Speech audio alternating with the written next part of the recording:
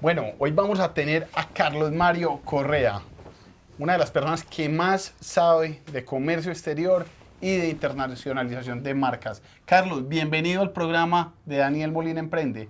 Hoy les vamos a contar a estos manes cómo vender internacionalmente, cómo vender su compañía de seguros, cómo vender su compañía de vehículos, cómo vender su compañía de vestidos de baño, cómo vender su compañía de zapatos, de medias, de blue jeans, internacional, cómo exportar, cómo pensar más allá. Este man sí sabe del tema. Carlos, bienvenido. Daniel, muchas gracias por la invitación y muy contento de estar aquí. Vamos a contarles a todas las personas que se van a conectar a este en vivo o que ya se están empezando a conectar, quién sos, de dónde saliste, tu historia, porque probablemente no te conocen o van a decir, yo no sabía que ese man existía.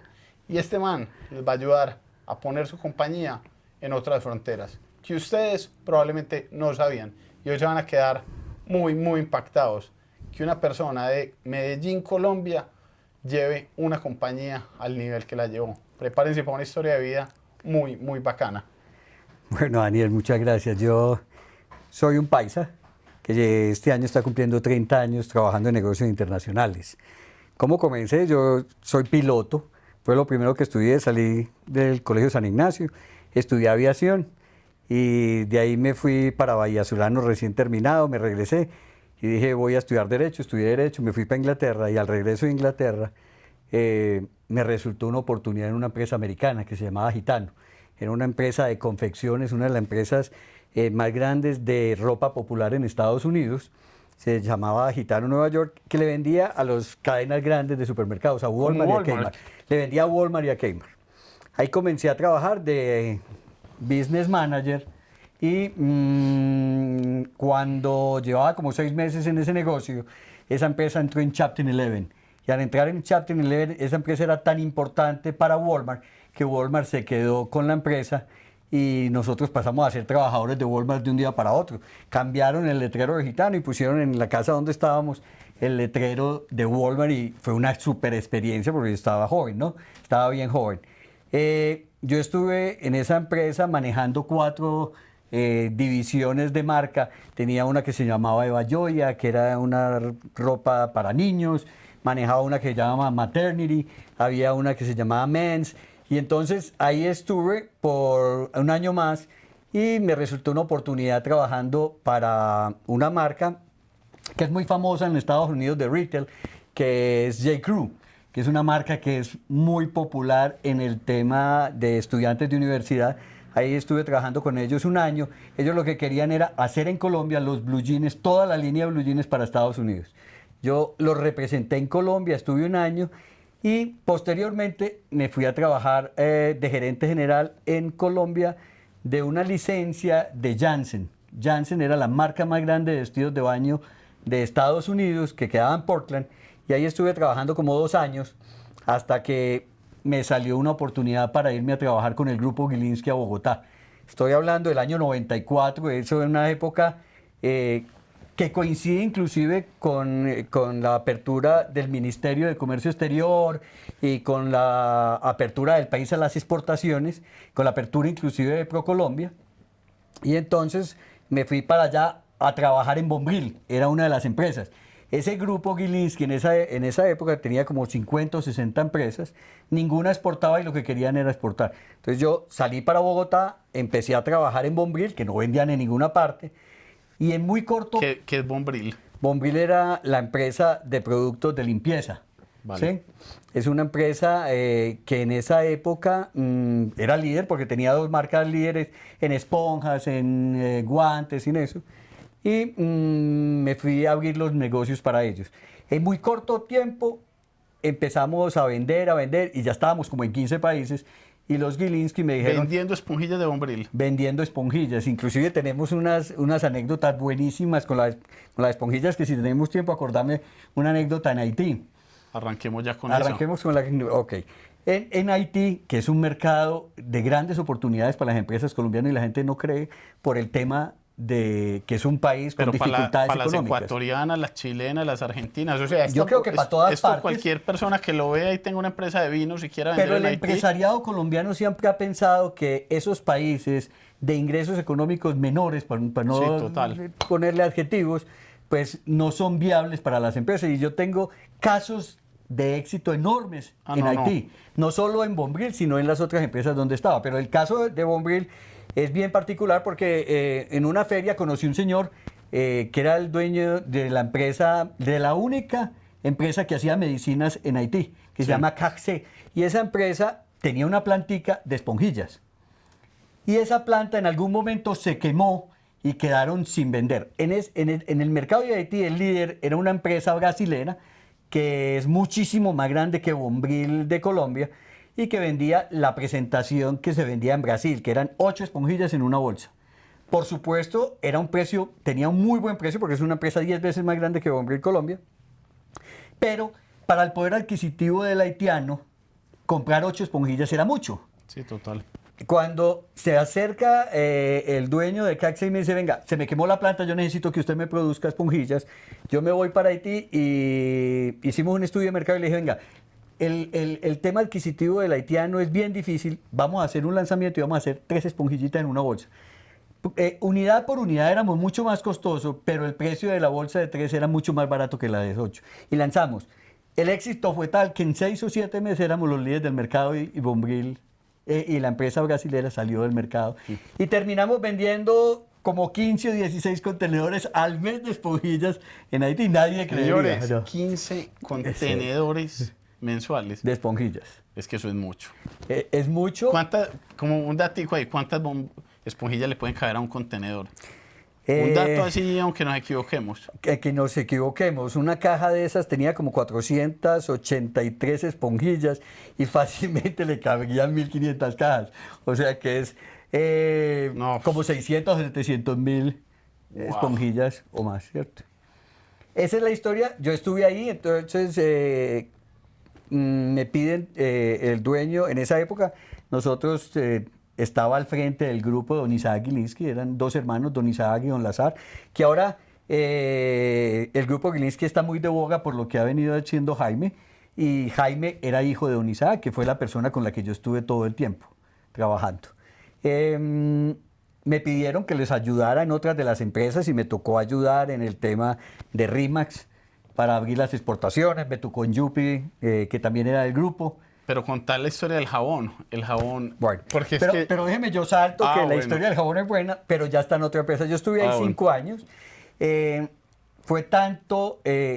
Yo había trabajado para Walmart y parte del tema en Bombril empezamos a comprar empresas. Se compraron unas empresas en Venezuela, se compraron una empresa en Perú. Después, y yo me iba saltando haciendo los negocios. Se estuvo tratando de comprar una empresa en Chile. Y de ahí posteriormente, yo viví en esas partes y posteriormente se llegó la oportunidad, yo dije, me voy a codificar para Walmart. Yo trabajé en Walmart, tengo mis contactos, vamos a hacerlo. Y lo logramos hacer en Puerto Rico, arrancando en Puerto Rico.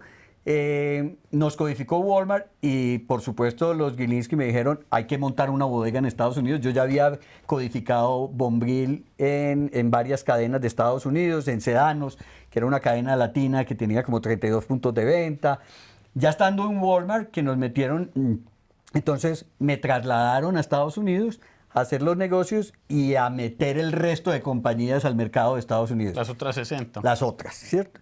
Cuando estaba en Estados Unidos, un día me llama uno de los vicepresidentes de Lloreda Grasas, que para ese momento se llamaba Lloreda S.A. y me dijo, venga, Lloreda era una de las empresas grandes del país, era una empresa muy poderosa, todavía no existía el competidor, después se unieron 3 competidores de ellos y fundaron una que es hoy en día muy grande y muy poderosa, pero en ese momento Lloreda era la más grande. Ellos me llaman y me dicen, venga, estamos buscando un tipo que sea gerente de este negocio. Y yo le dije, venga, yo no soy, me acaban de trasladar a Estados Unidos, ahí están todas las oportunidades, todo mi futuro.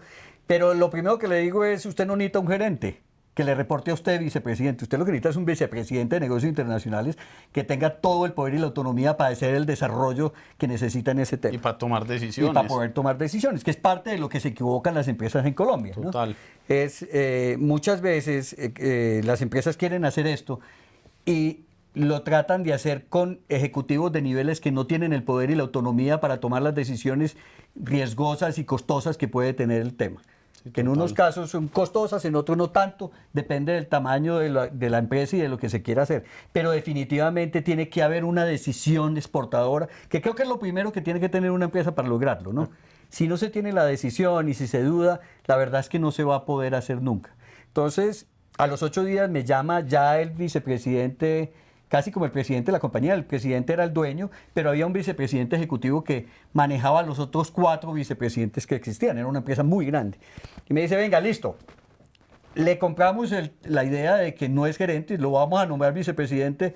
¿Le interesa? Le dije, no, yo no soy. Yo no soy, yo estoy aquí en Miami, está bien, muchísimas gracias. Cómodo. Estaba muy cómodo, me acababa de pasar a Miami, era una súper oportunidad porque era meter todas las empresas, ayudar a meter las empresas del Grupo Gilinski. Y entonces, y yo estaba bien joven. ¿Cuántos años tenías? Yo creo que 30 años. En esos días yo dije que no, y a los 4 o 5 días me llamó don Armando Lloreda, el dueño en esa época de la Corporación Financiera del Valle, el dueño de Lloreda Grasa, y me dijo, venga, yo sé que usted ya dijo que no. ¿Cuánto vale usted? No, me dijo, yo sé que usted ya dijo que no, pero yo lo quiero conocer. Lo voy a invitar a desayunar un domingo. Le dije, pero yo estoy en Miami, hagamos una cosa. Yo dije, yo no voy a desaprovechar un montañero, un paisa bien montañero Sí, claro. en Miami. Yo no voy a desaprovechar sentarme con ese señor a desayunar un domingo, ¿no? Entonces le dije, mándeme un tiquete, yo me voy el sábado, paro en Bogotá ese sábado y madrugo el domingo para Cali. Y nos sentamos y conversamos. Y así lo hicimos. Yo llegué, rumbié en Bogotá, yo había vivido 5 años ya en Bogotá, me fui para San Ángel, me tomé todos los tragos del mundo y a las 7 de la mañana me monté en la Avenida Bianca y llegué un domingo soleado y me cogen el carro y me llevan por los cañaduzales esos de la vía Jumbo, a Copi Jumbo. En ese solazo yo digo, uy, esto es una nota, yo nunca había estado en Cali. Yo dije, ¿cómo será venirse a vivir acá? Y lo empecé a considerar en el trayecto entre el aeropuerto allá. Yo dije, lo que voy a hacer es pedirle mucha plata de manera que me siga diciendo que no, ¿cierto? Pues me senté con el señor, nos echamos el desayuno y a las 2 horas dije que sí. Y terminé yéndome para Cali. El proceso, le renuncié a don Isaac Gilinski, le renuncié al gerente de Bombil en esa época y terminé en Cali. Y fue mi primera experiencia porque tuve 2 experiencias en Cali. Digamos que llegué en un momento difícil de la compañía porque la compañía unos meses después entró en concordato. Y fue bien difícil. La empresa hizo algo importante. Entrar a pensar exportar en el tema de oleaginosas era una cosa que nadie lo tenía en mente. Primero porque las empresas colombianas no eran muy competitivas y porque además los 4 países de la región son los más grandes exportadores de oleaginosas del mundo. Está Argentina, está Estados Unidos, está Brasil y están los bolivianos. Entonces pensar exportar aceite era una locura. Y lo que quería la compañía era exportar aceite de palma, oleína, que sobraba en el proceso que teníamos. Nos sentamos, esa empresa hizo una cosa importante, me metieron 4 meses a la planta, me hacían exámenes como si fuera A entender todo el rodaje. O sea, A darme capacitarte. toda la capacitación tecnológica y básica para que después yo pudiera hacer cosas y la verdad que funcionó un montón. Después de salir ahí, estuve unos meses, tuve mucha presión porque como la empresa entró en concordato y estaba en dificultades, el sindicato decía, pero venga, ¿qué hace un pelado de 30 años aquí ganándose una millonada cuando estamos en tantas dificultades? Era difícil entender el proceso, ¿no? Más sin embargo, digamos que empezaron a reventar los negocios y unos años después la empresa terminó sosteniéndose por las exportaciones. Digamos que tuvimos una decisión importante y decidimos, como era difícil competir con oleoína, lo que hicimos fue importar soya de Estados Unidos a la planta. Teníamos 4 plantas, 2 plantas en Cali, 2 plantas en Barranquilla, 2 de aseo y 2 de alimentos. La planta de la costa la tomé para exportar a Venezuela. Nadie exportaba aceite en esa época en Venezuela. Y yo desarrollé un producto para Venezuela y terminé vendiendo 3.000 toneladas de oleocali en Venezuela. Oleocali Sí, el aceite. era el aceite corriente vegetal en Venezuela. Y se volvieron líderes. Nos volvimos líderes. El líder en Venezuela vendía 1.700 toneladas y yo llegué a vender 3.000 toneladas mes en Venezuela. Era un negocio de más de 3 o 4 millones de dólares mensuales, que la verdad tenía mucha mejor rentabilidad que lo que se vendía que en la venían costa. cosas buenas. Aparte de eso, empezamos a vender aceites, nos fuimos para 16 países, hicimos negocios súper interesantes, como Bolivia es un país productor de aceite, Sí. es muy fuerte en aceite, y me fui para Bolivia, me senté con una empresa muy importante allá que era SAO, y les dije, ustedes tienen un hábito de consumo aquí que es vender manteca de cerdo para cocinar, como en Argentina, que tienen un hábito de cocinar. Y yo le propuse, venga, yo le puedo hacer esa misma manteca de palma y la saborizamos y se la empaco igualita y va a ser mucho más barata que la manteca de cerdo. Y terminamos vendiendo como 400 toneladas de manteca al mes, de una manteca que era de palma, saborizada para competirle a Y la la de gente cerdo no se daba argentina. cuenta. La gente, digamos que en un principio no fue fácil el concepto, pero cuando la probaban, el rendimiento de la manteca nuestra era mejor que el de la otra y tenía los mismos temas de sabor que tenía la otra. E inclusive tenía mejor color. Era mucho más blanca todavía que la de cerdo que vendían los argentinos. Pero ahí viene el tema de ti de los jabones que me dijiste ahora. Preparados para esta historia porque esta es El muy tema buena. es muy buena. Nosotros teníamos una planta y como yo ya tenía contacto con tanta gente en Haití, me fui a donde uno de mis amigos en Haití, que era comercializador en el mercado. Le dije, bueno, ¿qué necesita? Y me dijo, no, aquí hay una oportunidad para jabones de tocador, la más berraca. Pero el precio es malísimo. El precio era muy, muy difícil de competir y entonces lo que hicimos fue un desarrollo, un proceso que no es del producto a costeo y mirar qué se hace, sino que hicimos una cosa, en Lloreda Grasas teníamos un departamento de análisis financiero muy poderoso. Digamos que yo tenía 2 o 3 personas que trabajaban conmigo, que aparte de ser ingenieros, eran financieros y tenían posgrados. Sí, y te calculaban era una todo. vaina, sí, allá, como era un negocio difícil de márgenes muy pequeños, el tema de análisis financiero era bien. Sí, era la clave. Era clave, era exacto para el negocio. Entonces, lo que hicimos fue una cosa distinta y es, venga, sacamos de los números y miremos cuál es el proceso, qué producto nos da con los números que necesitamos. O sea, fue partir de no del producto, sino de los números hacia el producto. Yo creo que eso nadie lo ha hecho todavía, o por lo menos en esa época. Y nos dio que había que hacer un jabón de tocador. En el proceso del aceite hay 2 tipos de refinación, física y química. La palma se hace con física y en el primer proceso hay un proceso de centrifugado que sale una grasa, antes de hacerle la refinación física, una grasa como café. Como necesitamos un superprecio, no le hacíamos refinación física, sino que del proceso de centrifugado cogíamos esa grasa, que era como café, para utilizarla para hacer el jabón, ¿cierto? El tema era que a una grasa café no había mucho color para sacarle diferente al color que decidimos. Y fue hacer el jabón café. Perdón, el color como color zanahoria, como un naranja. Sí. Que era el único color que le pegaba al café de la grasa. Y con las otras mezclas pues se podía funcionar. La única marca que tenía disponible para Haití en ese momento de urgencia se llamaba Perla. Y el color naranja no salía nada con la marca Perla. Pero igual decidimos, bueno, pongámosle Perla. Hicimos un jaboncito de 80 gramos que lo empacamos y despachamos el primer contenedor. El producto le llegó al cliente y el cliente a los primeros días me llama y me dice, ven, mándame 3 contenedores. Le dije, no. Pero si te acaba de llegar, me dice, mándame 3. Dije, bueno, le mandamos los 3. Finalmente el tipo me decía, mándame 10. 10 contenedores Sí. mensuales. Sí.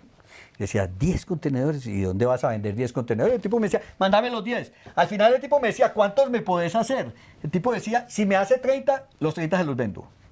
La capacidad de la planta nunca dio para hacerle los 30, pero nos volvimos líderes total del mercado. Con una cosa de esa yo dije, ¿pero qué pasó? Entonces me fui a hacer una investigación de mercado a ver cuál era el motivo del éxito. Cuando empezamos a hacer las preguntas, inmediatamente nos dimos cuenta. Lo primero que nos decía el consumidor es que cuando uno tiene la piel morena como el 100% de los habitantes de Haití, pues la zanahoria siempre han dicho que es buena para el color. Y la gente asimiló el color naranjado a que el jabón era de zanahoria, pese a que no dijera que era zanahoria por ningún lado. O sea, entonces todo el mundo feliz. Claro, todo el mundo vio el jabón de zanahoria, que así se llamaba Como la Perla, a solución. nadie le importó, como el jabón para su color de piel. Y nos volvimos líderes totales del mercado, ¿no? Esa es la historia de Haití No, y sí. los jabones de tocador. ¿Qué pasa en la vida de Carlos a partir de ese momento? Mira, yo estuve 5 años ahí, al cuarto año hubo unos cambios en la empresa y me nombraron vicepresidente comercial. Esa era una responsabilidad ya no de exportaciones. Ese sí era Grandes Ligas. Sí, claro, Si Grandes estabas en Ligas, algo muy porque adelante. esa empresa vendía 28, 29 mil millones de pesos, que el dólar de 1.000 era como casi 30 millones de dólares al mes. Sí. Y es una empresa que tenía muchos vendedores, era una empresa muy, muy grande en el país. Ahí estuve un año, por supuesto dije que sí, eso era manejar las ventas nacionales, las ventas internacionales y mercadeo. Estuve un año y al año uno de mis mejores amigos, que era el gerente de Legis en Venezuela, me dijo, hermano, nosotros habíamos comprado 2 empresas grandes en Venezuela para Bombril y Bombril en ese momento llegó a vender 30 millones de dólares en Venezuela. 30 millones de dólares en Venezuela. Y un día apareció Clorox, que compró Bombril por todo lo que habíamos hecho a nivel internacional, que es uno de los primeros mensajes para los empresarios. Uno empieza, por tanto, como una posibilidad de ampliar sus ventas. Sí. Pero definitivamente las exportaciones generan muchísimas más cosas al interior de las empresas. No solo empieza una dinámica de ventas afuera, sino una dinámica de desarrollo de productos, de crecimiento, de internalización. cambio de visión de la empresa. O sea, todo proceso de internacionalización, de verdad que es un tema que genera muchísimas más cosas que solo vender, ¿no? Sí, total. Y los procesos de internacionalización terminan en unos procesos de instalación o de compra de competidores afuera o de montar unas plantas afuera. O sea, ese es el proceso natural de una empresa exitosa en el exterior. Que ahora lo contamos con las experiencias en Aldorque en mis últimos años. Entonces, pues, esa empresa, Bombril se la vendieron a una empresa americana que es Clorox, muy grande. Y la decisión de Clorox, que fue lo que me dice mi amigo en Venezuela, me dice, venga, Clorox compró esto y definitivamente Clorox, por su visión de negocio, se dedicó al canal autoservicio y no al canal tradicional. Y lo que vendía, de los 30 millones de dólares que vendía en esa su momento. categoría, la gran mayoría, 20 millones, eran en canal tradicional, que era el que iba a dejar botado. Entonces mi amigo, que ya había trabajado también en Bombril, me dice, venga, Calayo.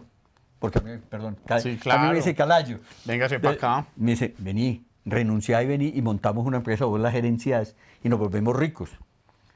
Y ante ese panorama de oportunidad, Sí, yo claro, la verdad... se las pintaron súper clara. Me la pintó clara.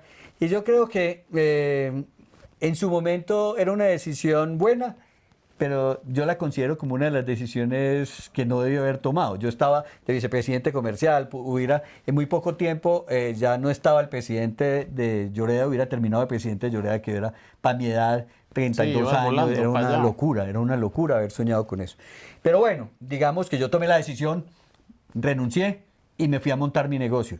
Y esa es una historia larguísima porque yo llegué a Venezuela el 8 de abril del 2002 y a Chávez lo tumbaron 2 días después, lo tumbaron el 10. Entonces cuando tumban a Chávez y toda la revolución, yo dije, No, me gané la lotería. tremendo timing. No, ahora sí le pegué al perro, esta vaina va a ser buenísima. Cuando 3 días después del 13 empiezan los televisores con el cuento y regresa Chávez, yo dije, uy, esta vaina va a ser súper difícil. Y fue súper difícil porque Claro. en ese mismo año, en el 2012, el 4 de diciembre, fue el gran paro de PDVSA, que cerraron los puertos y el país estuvo parado 3 meses. Estuvimos sin agua, no había ni agua. Yo iba a mi oficina en bicicleta. No había ni gaseosas, ni comida, ni nada. Lo que tuviéramos guardado era lo que estaba en esa época. Mis contenedores, porque yo fui a abrir un negocio de cero, a montar mi marca, a hacer todo de cero. En el tema de aseo y de los artículos de aseo, los grandes líderes del mundo, los inventores de esa vaina fueron los italianos. Uno no cree, pero en Italia yo tuve la oportunidad de ir con Isaac Gilinski a conocer al señor que se inventó las esponjillas arriba de Milán, en un pueblito a 1 hora de Milán. Al señor que se inventó las esponjas de alambre y que se inventaba las esponjas y se inventó las máquinas y que se crearon el negocio, el paño abrasivo lo inventó Scotch-Brite, pero muchos de los productos de aseo eran italianos y eran los líderes. Entonces, en el proceso yo me fui para Italia, conseguí máquinas, conseguí producto, los guantes los traíamos, el primer productor de guantes del mundo está en Malasia, entonces fuimos a Malasia y todos esos productos que eran un cúmulo de cosas, más lo que yo iba a producir local, pues me empezaban a llegar en diciembre. Esos contenedores, por supuesto, llegaron en época de paro, que estaba todo cerrado, nada funcionaba en Venezuela, estuvieron perdidos 9 meses, volvieron a aparecer en el 2003 por allá en junio y julio, y el proceso fue muy difícil. Digamos que yo tenía un distribuidor, que era un distribuidor de los más grandes de Venezuela, que era Tamayo y compañía, que era el que me iba a hacer la distribución, y cuando ya estaba listo, me fui a sentar y le dije, ya estoy listo, y me dijo, estás loco, en este país descoñetado, como dicen los venezolanos, Sí, claro. yo no voy a coger una línea nueva. Entonces me tocó salir y tirarme a la calle, robarme 5 ex vendedores de Bombril que tenía y empezar a vender de cero. El proceso fue durísimo, pero digamos que terminamos sacando el negocio adelante.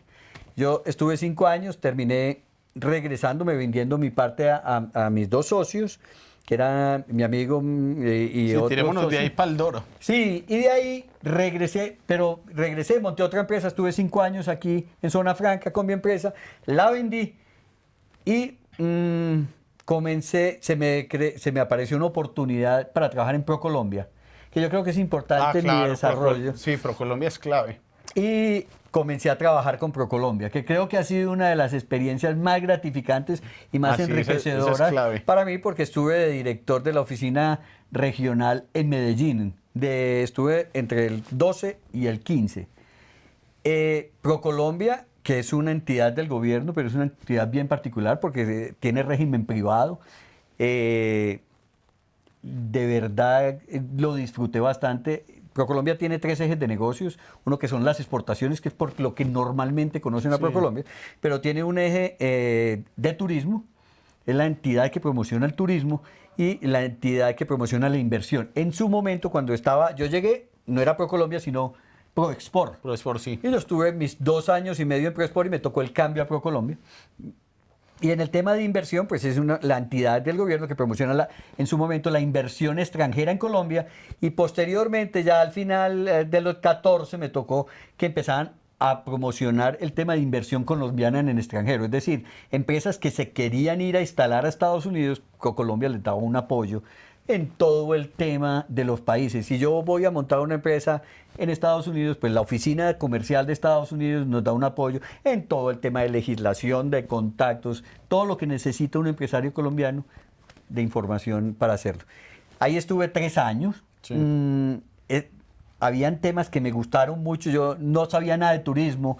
Digamos que Medellín es una ciudad que todavía está en pañales en tema de turismo, y yo me quise meter y aprendí un montón y me vinculé totalmente al sector turístico de la ciudad, y teníamos soñado muchísimas cosas. Yo siempre me soñé con que Medellín se reconociera como la ciudad de Botero. Y contactamos inclusive a Botero para que el maestro accediera a ese tema. Desgraciadamente, cuando me fui, el tema no se siguió promocionando, no terminó siendo una realidad. Pero imagínate Medellín, la ciudad de Botero, y que las empresas de turismo hicieran un trabajo y generaran productos con ese tema. Y hay otro tema que yo siempre, y estoy aprovechando para decirlo aquí porque creo que es importante. Esta ciudad tiene un potencial en el Arví que nadie sabe. En el parque. En el Parque Arví. El Parque Arví es una zona protegida de 1.700 hectáreas, No con sabía. toda la posibilidad. Yo creo que muy pocas empresas en el mundo tienen su sistema masivo llegando al Parque Arví, y ahí no hemos hecho nada. Estamos en pañales, y lo que se puede hacer en el Parque Arví, en el tema de senderos, de caminata, avistamiento de aves, en el en tema, hotelería, en todo. lo que es impresionante, y no ha habido un gobierno local que desarrolle ese tema. Y yo creo que estamos en mora de hacerlo. Pero eso era una publicidad política pagada. Política pagada, pero la verdad creo que es un tema que hay que hacer, ¿no? Carlos, contame, ¿qué pasó entonces después de ProColombia? ¿Qué pasa a partir de ese momento? Bueno, yo estaba en ProColombia, ya llevaba mi 3er año. Íbamos súper bien. En los 3 años habíamos quedado como la mejor oficina de ProColombia en el mundo, incluyendo las oficinas de aquí y las oficinas de afuera. ProColombia tenía 7 oficinas regionales y tenía 32 oficinas comerciales. La oficina de Medellín era una oficina muy importante por el tema de todo lo que exportaba, ¿no? Entonces estaba ahí, estaba, digamos que en un momento muy importante. Y un día se me presenta una de mis asesoras y me dice, venga, hay una empresa a la que estamos asesorando para que empiece a exportar y he contratado a un asesor y ha sido difícil, ¿por qué no me acompañas a la reunión y me ayudas? Le dije, listo, vamos. Y en la reunión me encuentro con un personaje que había sido, que era amigo mío, que había sido gerente de exportaciones de Nobel, de una de las empresas de Nobel, ya la dije. Y me dice, ¿y usted qué está haciendo aquí? Le dije, no, yo trabajando en ProColombia. Y me dice, sí, ¿y estás contento? Y le dije, estoy feliz. Me dice, no, es que hay una empresa en Colombia que está buscando un tipo y usted es el tipo. Y le dije, no me interesa, estoy en mi mejor momento, no me digas. Finalmente, como le pasa seguramente a uno y a mucha gente, terminé después de un proceso de 2 meses diciendo que sí. Y esa empresa era Aldor. Comestibles, Aldor era una empresa, es una empresa caleña que exporta dulces con base en azúcar. En esa época exportaba a 40 países del mundo y que realmente es una de las empresas que en el tema de comercio exterior es más importante en el país. Hasta en su momento ya se había ganado el premio Dianaldex de exportaciones. Y es importante, no por su tamaño, porque no es una empresa tampoco muy grande, es una empresa que vendía 300.000 millones en todo su negocio. En confites. En confitería. Pero que era una empresa que lo que hacía en el exterior era muy importante.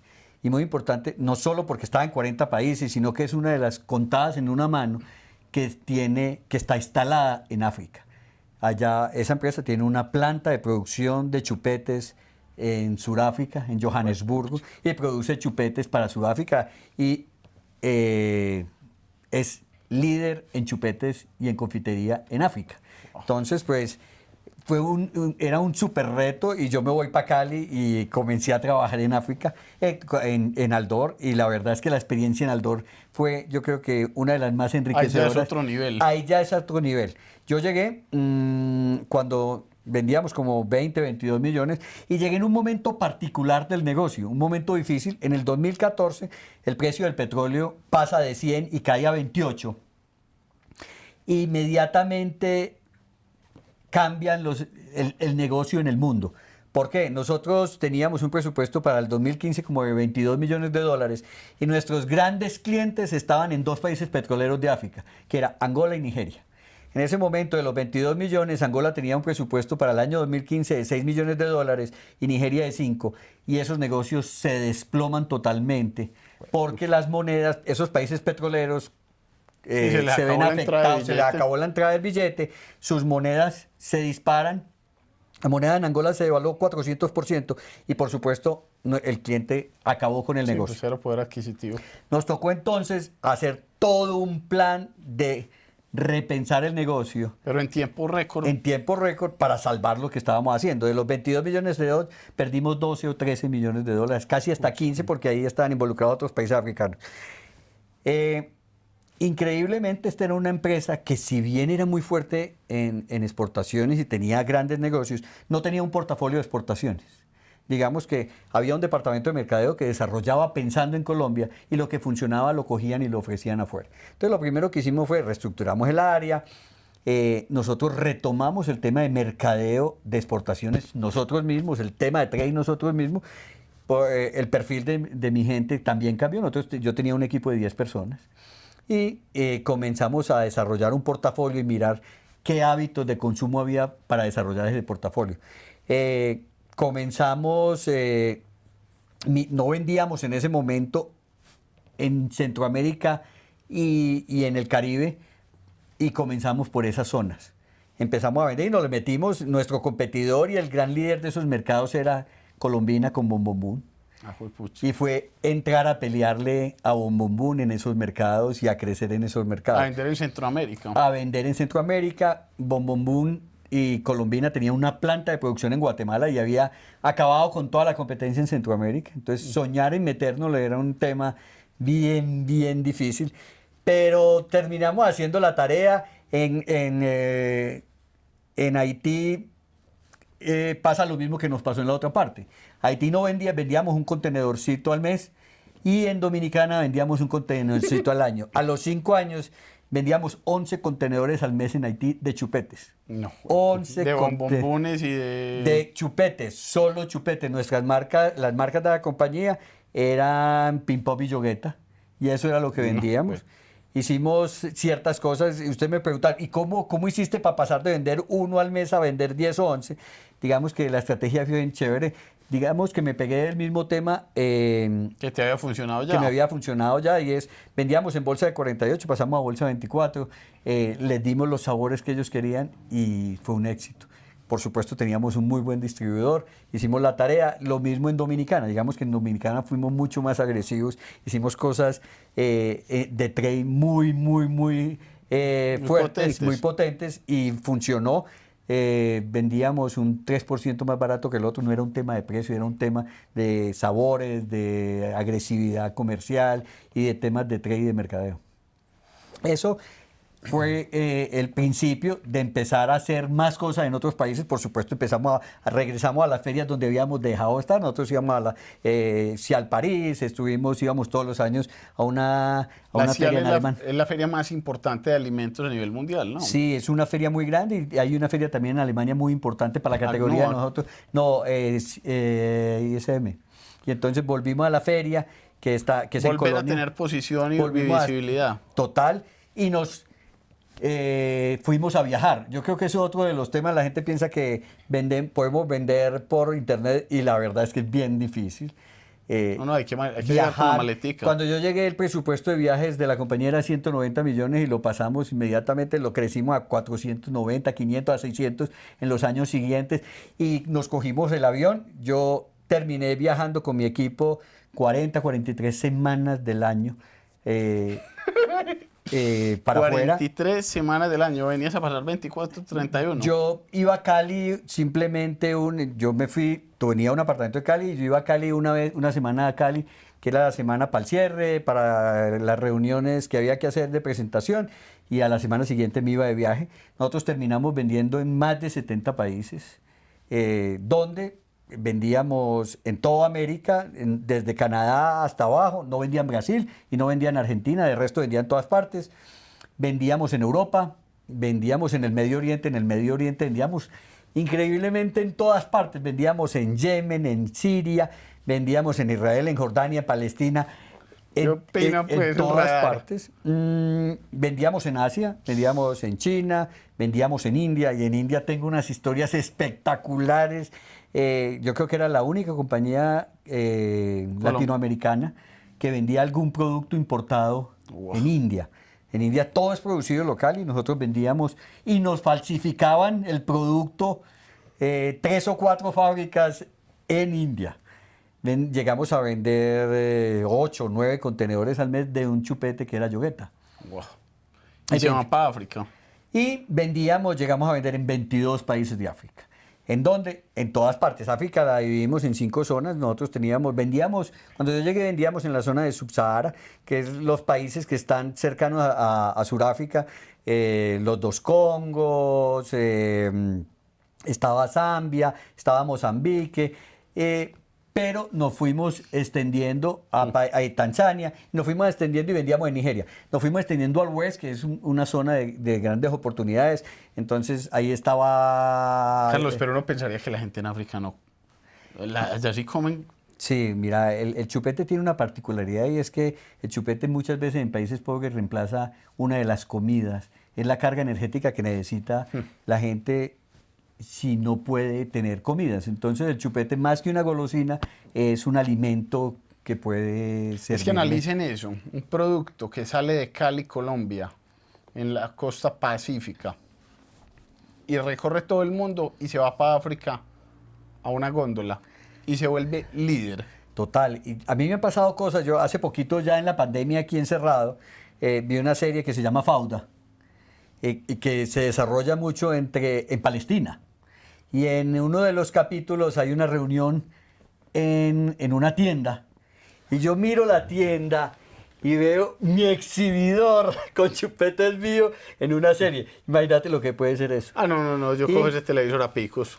Y muchas veces nos ha pasado que alguien que está viajando a una parte llama al dueño de la compañía y le dice: venga, acabo de viajar a tal sitio en el mundo y acabo de ver los chupetes que nunca me imaginé que un chupete colombiano estuviera en sitios tan extraños En Siria, pues, como, o sea.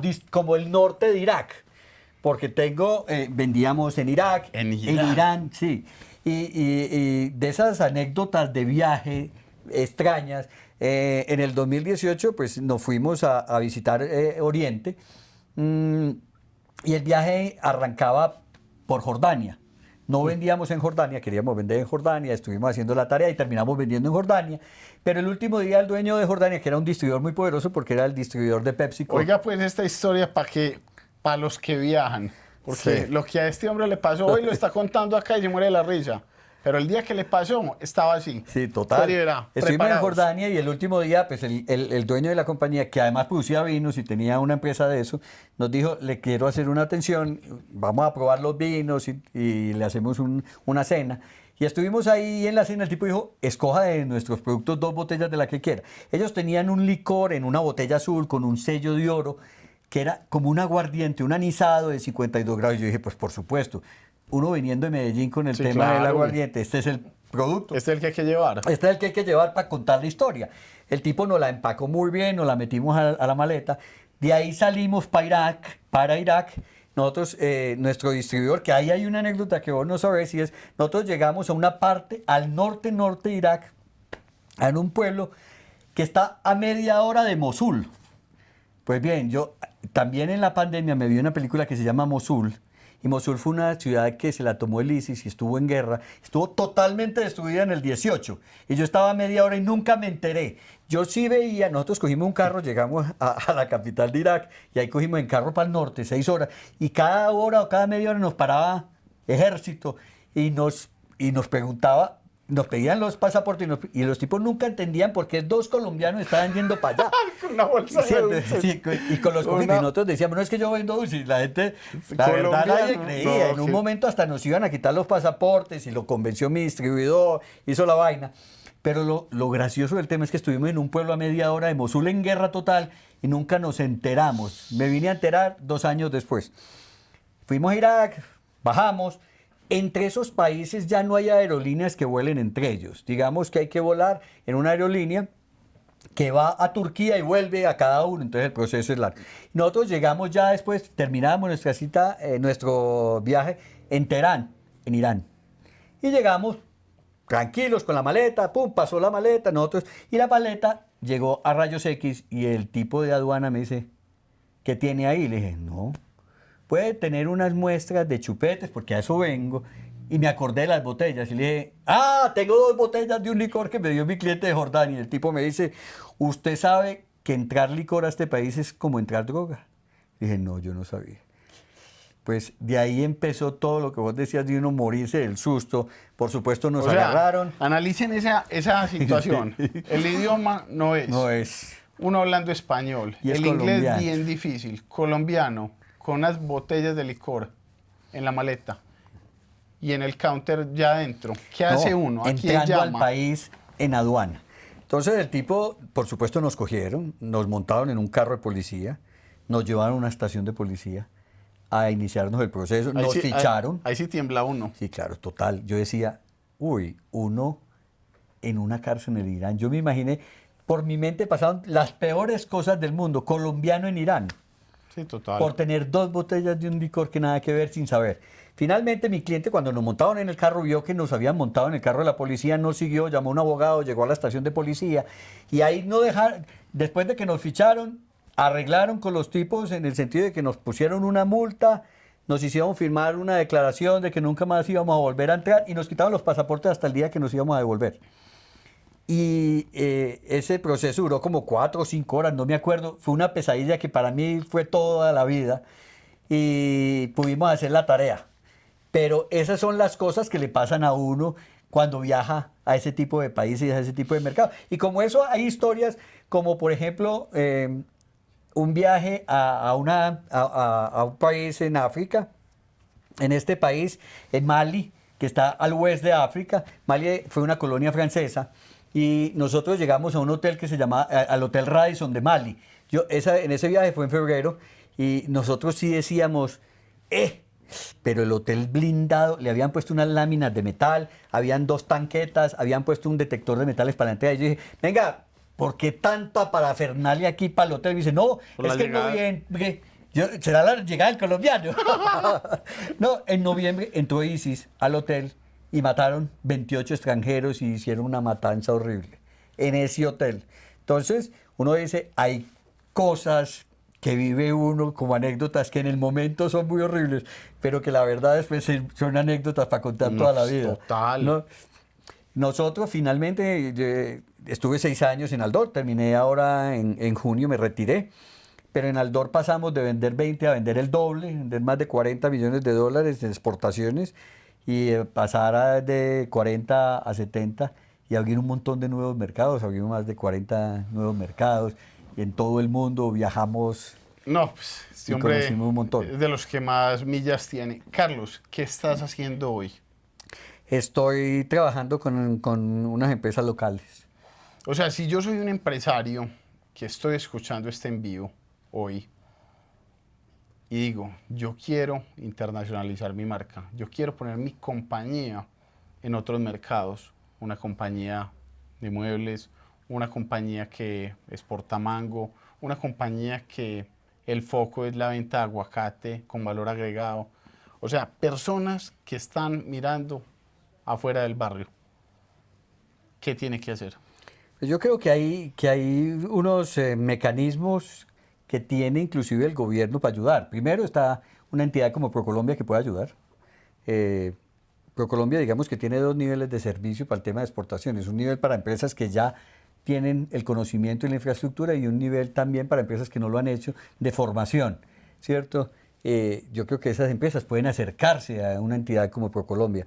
Digamos que hay otras organizaciones como las cámaras de comercio que también apoyan ese tipo de empresas y si no, pues la verdad es que hay gente que se dedica a eso. Si alguna de esas empresas está interesada, por supuesto, ahí podemos poner mi correo. Que No, me no, no, escriban. no, pero ¿cómo así? Pongámoslo ya. ¿Qué hay que hacer? ¿Cuál es tu No, O sea, yo soy un empresario.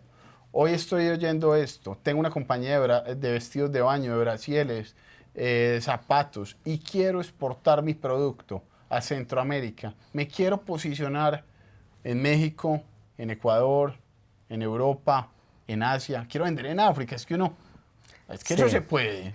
Mira, Uno sí puede vender en yo África. creo que África Este man es últimamente, el que más sabe de África en Colombia.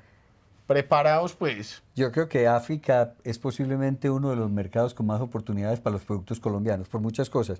La oferta exportable colombiana es una oferta bien básica, digamos que es una oferta no muy especializada. Y créanlo o no créanlo, los hábitos de consumo de los africanos son muy parecidos a los nuestros. ¿Ah, sí? Sí, son muy parecidos en consumo de muchas cosas. Entonces, y hay gran necesidad de productos a buen precio. Digamos que África hoy en día se surtía, hace muchos años se surtía de producto europeo caro, hoy en día llega mucho chino, pero con la nueva dinámica del comercio mundial, lo que le está pasando a China con los fletes y esa vaina, creo que hay hoy en día muchas más oportunidades que hace inclusive un año. África, el problema de África es que es un mundo oscuro que los colombianos y los empresarios colombianos no conocen ni saben Sí. nada.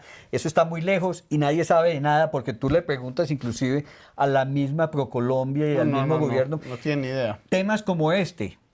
África, en África el gobierno colombiano no tiene sino 5 embajadas. Y uno dice, ¿qué podemos hacer? Yo creo que hay un ejemplo de lo que se pudo hacer, lo que hizo Brasil con África.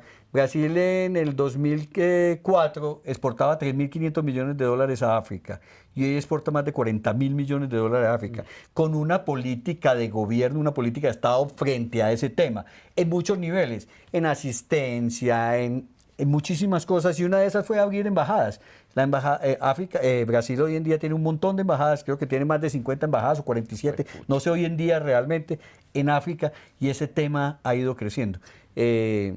Por supuesto, es difícil África no, por el como- desconocimiento, está lejos, pero que hay oportunidades, hay grandes oportunidades. Carlos, ¿cómo te contacta la gente? Una persona que esté viendo este en vivo y ¿Cómo te contacta? Me pueden, inclusive me pueden escribir a mi WhatsApp. Yo no ¿cómo tengo así? ningún Hágale, problema. entonces. El teléfono es 314-680-4524. Me escriben y me cuentan. Y yo con mucho gusto les doy Y si usted es de Ecuador, ¿qué tiene que hacer? Marcar 57. 57. Más ¿Y 57, cuál es el 314-680-4524.